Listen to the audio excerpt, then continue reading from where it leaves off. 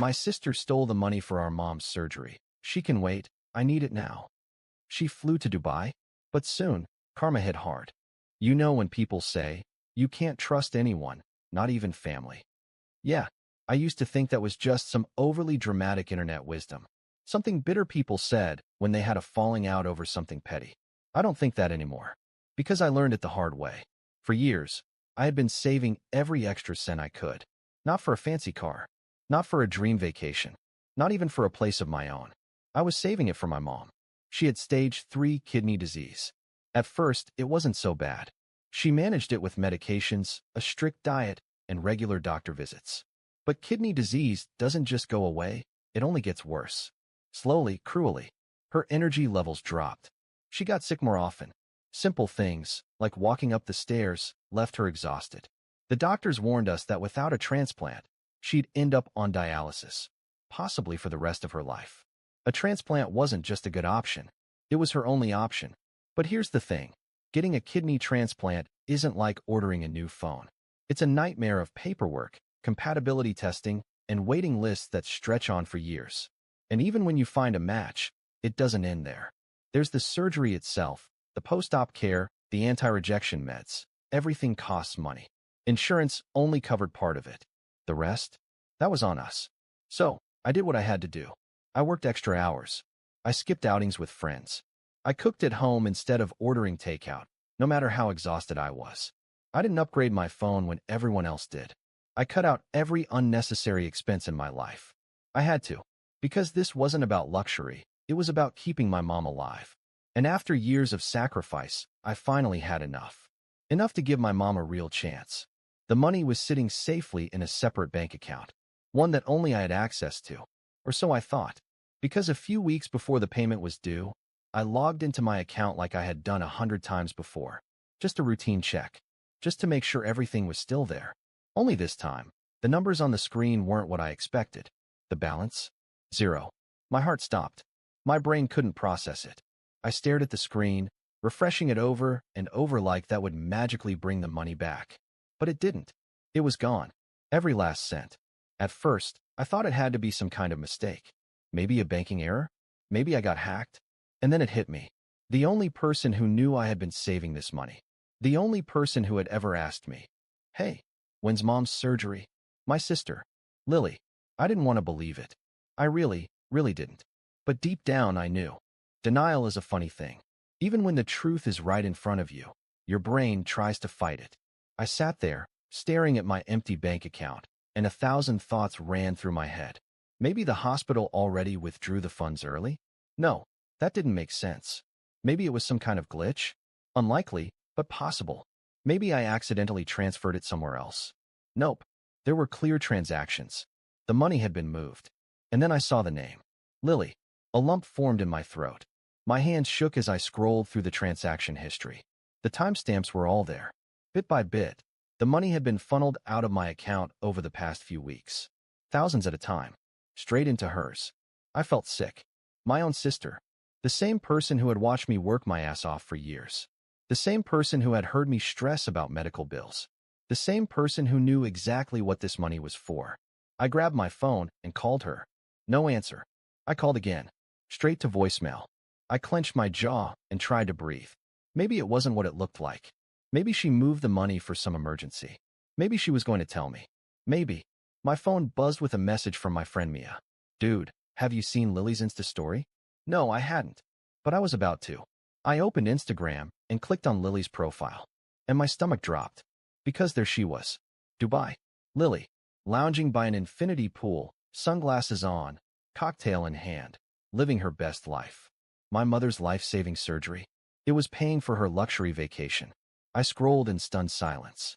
Each new post made my blood boil. Lily, in a 5-star hotel, captioned, "Treating myself, face blowing a kiss." Lily, holding designer shopping bags. Had to splurge a little winking face. Lily, riding in a private yacht. Once in a lifetime opportunity. I was shaking. This wasn't just bad judgment. This wasn't an accident. She knew exactly what she was doing. And she didn't care. I don't even remember how long I sat there, just staring at my phone. The betrayal felt like a physical weight on my chest. I needed confirmation. I needed to hear it from her. I opened WhatsApp and typed furiously. Call me. Now. No reply. I sent another one. I know what you did. Still nothing. An hour later, Mia sent me another message. You're gonna want to see this. Attached was a video. I clicked play. It was Lily, sitting at an outdoor restaurant, laughing with her friends. The camera panned as she sipped on a fancy cocktail, the city lights of Dubai glowing in the background. And then I heard her voice. I mean, come on, guys. I had to treat myself. Mom can wait a little longer, but this is a once-in-a-lifetime trip. Laughter followed. One of her friends clinked glasses with her. I could barely breathe. This wasn't a mistake. This wasn't miscommunication. She stole my mom's last hope and a vacation. I wasn't. I was. I don't think I've ever felt rage like that before. The kind that makes your body feel hot, your hands shake, and your mind go blank with pure, unfiltered fury. Lily stole from me. She stole from Mom. She stole our last hope. And she was sitting poolside, sipping cocktails, acting like she deserved it. I called her again. Voicemail. I tried FaceTime. Declined. I slammed my phone down on the table, breathing hard. My whole body was tense. Mia messaged me again. She's literally ignoring everyone. I sent her a text about your mom, and she just left me on read. I ran my hands through my hair, pacing back and forth in my room. This couldn't be real. This had to be some kind of nightmare. But it wasn't. I needed proof. Something solid. Something no one, not even Lily, could talk her way out of. So, I went to the bank. The lady at the counter smiled at me politely. How can I help you today? She asked. I took a deep breath. Stay calm. I need my transaction history printed out. The full record of all withdrawals and transfers from my account for the last 3 months. She nodded and started typing. I tapped my fingers against the desk, feeling my heartbeat in my ears. After a few minutes, she handed me a stack of papers. I scanned the pages quickly. There it was. Multiple transfers. All sent to Lily's account. I swallowed hard. Just to confirm, I said, my voice tight. These transfers were made from my account directly to Lily, last name. The banker nodded. Yes, all authorized from your device. My device. She had used my laptop. I clenched my jaw so hard it hurt. Thank you. I muttered, grabbing the papers and walking out. I had everything I needed now. Now, I just needed to find Lily. I called my dad on the way home. Hey, I need to talk to you. It's important. What's wrong? He asked. It's about Lily, I said. She stole the money. The money for Mom's surgery. I have proof. Silence. Then, a sharp inhale. What did you just say? I told him everything. The bank records. The transfers. The Instagram posts. The video of her bragging. By the time I finished, my dad was fuming. Get home. Now. When I walked into the house, my mom and dad were already sitting in the living room. Mom looked worried. Dad looked like he was seconds away from punching a hole through the wall. Where is she? He asked. Dubai, I said. Living it up with Mom's surgery money. Mom let out a shaky breath, covering her mouth with her hands. She looked heartbroken. Dad was already dialing. What are you doing? I asked.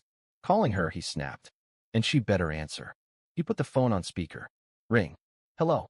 Lily's voice was light, carefree, like she hadn't just ruined everything. Lily, Dad said, his voice cold. Where are you? A pause. Then she laughed. Dad, I'm on vacation. What's up? I saw Dad's fist clench. What's up? He repeated. Lily, where is the money? Silence.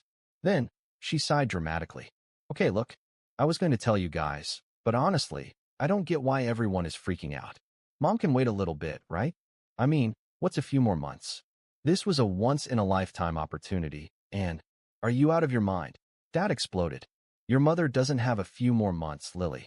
This isn't a vacation fund. This was for her surgery. Lily groaned. Dad, relax. I'll pay it back eventually. You act like I killed someone. I grabbed the phone. Lily, you're insane. Do you even understand what you did? I shouted.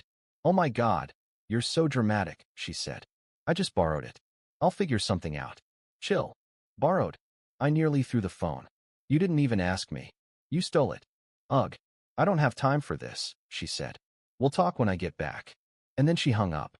I stood there, phone still in my hand, staring at it in disbelief. Dad looked like he was about to explode. Mom had tears in her eyes. No one said anything for a long time. Finally, Dad took a deep breath and said, She's going to pay for this. And I knew, from that moment on, that I wasn't going to let Lily get away with it. Not this time. Lily had always been selfish. That was nothing new. But this was something else entirely. After she hung up, the silence in the living room was suffocating. My dad had his hands clenched into fists, his face red with fury. My mom looked exhausted, like this betrayal had physically drained whatever energy she had left. I was still gripping my phone so tightly my knuckles were white. Nobody spoke. Then my dad stood up so fast his chair scraped against the floor. She's going to pay for this. His voice was low, controlled, but I could hear the rage simmering underneath. I don't care what it takes. I exhaled sharply. I'm filing a police report. Mom let out a soft gasp. Wait. Don't. She stole from me. I cut in, my voice tight. She stole from you. I turned to Dad. The bank confirmed it. I have proof. I'm pressing charges. Dad didn't argue. Mom hesitated, eyes welling up with tears. But she's still your sister. She's not my sister, I snapped. Not anymore. I grabbed my car keys and stormed out before I could hear another word. The police station was quiet when I arrived. I sat in a hard plastic chair, my foot tapping impatiently as I waited. When it was finally my turn, I walked up to the officer at the desk and explained everything. The theft, the bank statements, the unauthorized transfers. At first, the officer listened with the usual neutral expression. But when I told him about the amount stolen, over $30,000, his eyebrows lifted. And you have proof that she transferred the money to herself? I slid the printed bank statements across the desk. Right here. He skimmed the pages, nodding slowly. And you never gave her permission? No, I said firmly. She went into my bank account without my consent. She stole from me. And now she's in Dubai blowing it all on vacations and designer bags. The officer exhaled through his nose. All right, he said. We'll file a report. Since she's family, this could be considered a domestic financial crime. If we proceed, she could be facing felony charges. Felony charges. I sat with that thought for a moment. Lily always acted like nothing could touch her, that she could talk her way out of anything. But this time, she had gone too far.